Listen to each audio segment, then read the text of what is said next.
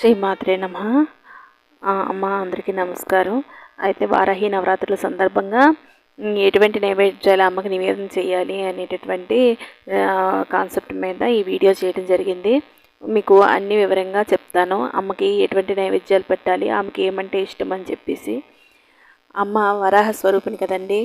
వరాహ స్వరూపిణి కాబట్టి భూమిలోంచి పుట్టేటటువంటి ఎటువంటి పదార్థాలైనా, దుంపలు, తర్వాత శనక్కాయలు ఇలాంటివన్నీ ఇష్టం. అలాగే చూడండి, పైనాపిల్ అయినా అమ్మవారికి ఇష్టం. అంటే ఈ సీజన్లో దొరికేటటువంటి ఫ్రూట్స్ అన్నీ పెడతాము. అలాగే ఇదిగోండి బీట్రూట్, తర్వాత ఇది కంద నేను అయితే పంచమి రోజు మాత్రమే పెడతానండి కంద దీపం. ఆ రోజు మీకు పెట్టిన తర్వాత మీకు చూపిస్తాను ఎలా పెట్టాలి ఏంటి అనేది. తర్వాత ఇదిగోండి క్యారెట్, చిలకడ దుంపలు అన్నీ కడిగి పెట్టుకున్నాను. తర్వాత మనం వంటల్లో వాడేసుకోవచ్చు అమ్మవారికి నైవేద్యం పెట్టేసి.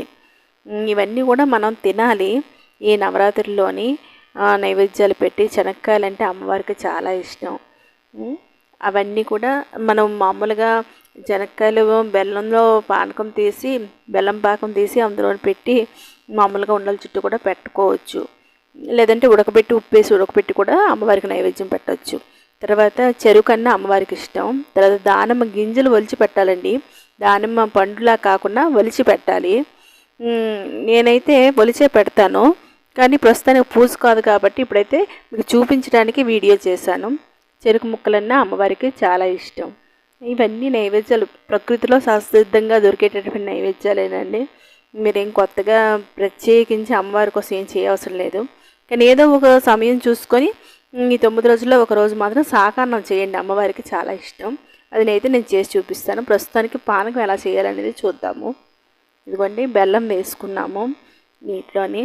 పానకం చాలా సింపుల్గా ఉంటుందండి, కానీ ఎలా చేయాలి ఏం చేయాలి అని అనుకుంటారు చాలామంది. అయితే ఈ పానకం అనేది రాగి గ్లాసులోని ఇతర గ్లాసులోని చేయకూడదండి.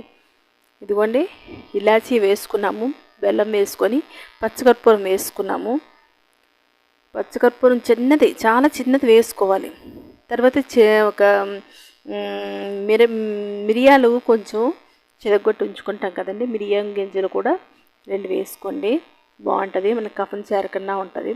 తర్వాత ఇదిగోండి నేనైతే అమ్మవారికి కుంకుమ పువ్వు అయితే వాడతాను ప్రతిదానికి. ఏ నైవేద్యంలో వేసినా అది చిన్నది వేస్తాను.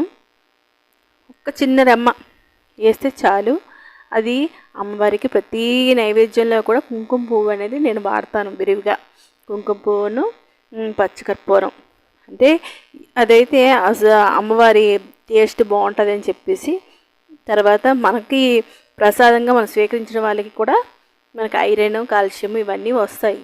కాబట్టి అమ్మవారికి పానకం ఈ విధంగా తయారు చేసి ప్రతిరోజు పానకం ఉదయం సాయంకాలం నివేదన చేసి అది మనం స్వీకరించాలి.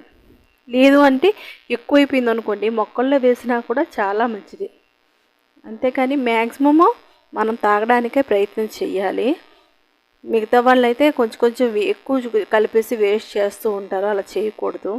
తర్వాత కుంకుమతోని మనం ఎర్రని అక్షింతలు ఎలా చేసుకోవాలి, ఎర్రని ఒత్తులు ఎలా చేసుకోవాలి చూద్దాము. ఇదిగోండి బియ్యం అయితే తీసుకున్నాను.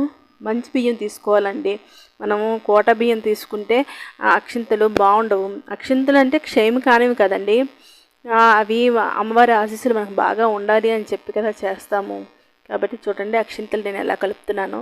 చాలామందికి తెలియదు, పసుపు వేసి నీళ్ళు వేసేస్తారు, అలాగైతే బియ్యం చితికిపోతుంది. అలాగా చితకూడదు, బియ్యం గింజలాగే ఉండాలి.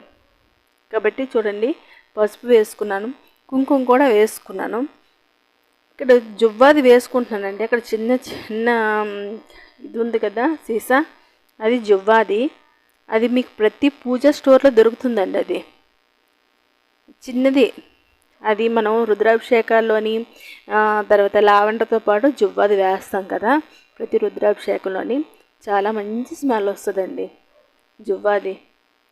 నాకైతే పూజలోని మన అక్షింతల్లో కలిపి మనం వాడుతూ ఉంటే అమ్మ పులకరించిపోతున్నట్టు అనిపిస్తుంది. మనకైనా మంచి సువాసనలు వస్తే మంచిగా మనసుకి ఆహ్లాదంగా ఉంటుంది కదండి. అలాగే అమ్మవారికి కూడా మనం తయారు చేసేటప్పుడు ప్రతి దాంట్లో చిన్న జువ్వాది, తర్వాత సెంట్రల్ అగరబత్తి వాడితే బాగుంటుంది. అందులో నేనైతే అక్షింతల్లో నీళ్ళు వేయను.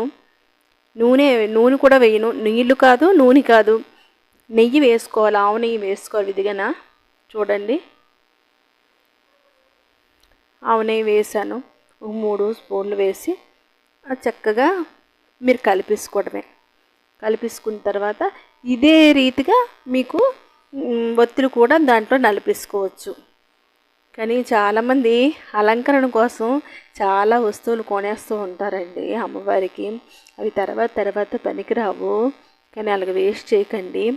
అమ్మవారికి అమ్మవారి వస్తువులు, అలంకరణ వస్తువులు వేరేగా ఉంచుకోండి. చక్కగా భద్రం చేసుకొని మళ్ళీ ఏదైనా పూజల్లోని అలంకరించుకోవచ్చు. కానీ ఒకసారి అలంకరించి మళ్ళీ రెండోసారి వాడాలంటే అమ్మకి ఇష్టం ఉండదు. మనం అనుకుంటాం ఈసారి అలంకరించింది మళ్ళీ ఈసారి అదే పెడతామని. మనం కూడా అంతే కదండి, ఈసారి కట్టించారు మళ్ళీ కట్టాలంటే మనకు విసుగొస్తుంది. కాబట్టి అమ్మ కూడా అంతే. కాబట్టి అమ్మ అలంకరణ మీద పెట్టే శ్రద్ధ గంట పూజ మీద పెట్టండి. అంటే చాలామంది అలంకరణలు చేస్తున్నారు, మనకు వీడియోలు పెడుతున్నారు, కానీ ఎవరితో కూడా పోటీ పడకూడదండి. మెయిన్ పోటీ పడ్డాము అంటే వాళ్ళు అలా చేస్తున్నారు, వీళ్ళు ఇలా చేస్తారు, మనం కూడా ఇలా చెయ్యాలి అని అంటే మనకున్న పరిస్థితులు బట్టి మనం మసులుకోవాలి.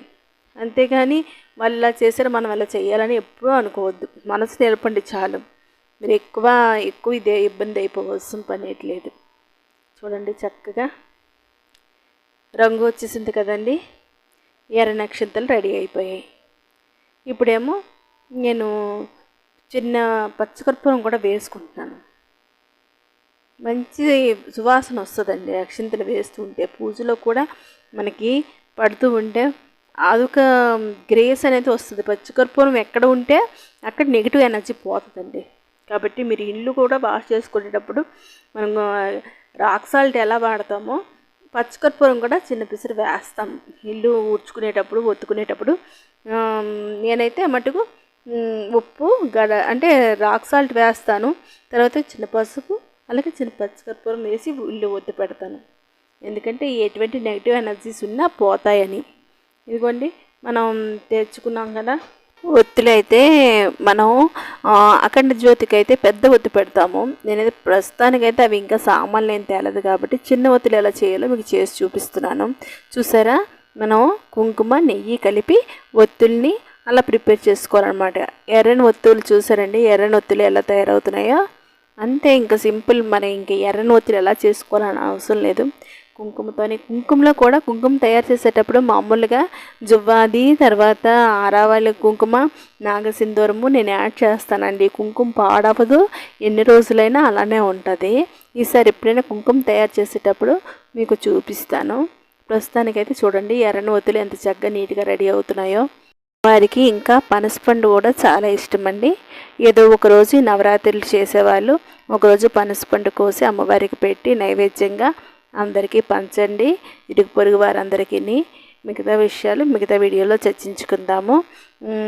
అవకాశం లేని వారు ఎక్కువ కొన్ని తొనలైనా పెట్టండి. ఇప్పుడు నేను చెప్పిన వాటిలో మీకు ఏ అవకాశం ఉంటే అవన్నీ పెట్టండి. అమ్మవారికి ఇష్టమైనవన్నీ, నాకు తెలిసినవన్నీ నేను మీకు చెప్పాను. మీకు అందుబాటులో ఉన్నవన్నీ అమ్మవారికి నైవేద్యంగా పెట్టి చక్కగా ఈ వారాహి నవరాత్రులు ఆచరించి ధరించగలరని ప్రార్థిస్తున్నాను అమ్మని. సర్వేజన సుఖనో భవంతు. శ్రీమాత్రే నమః.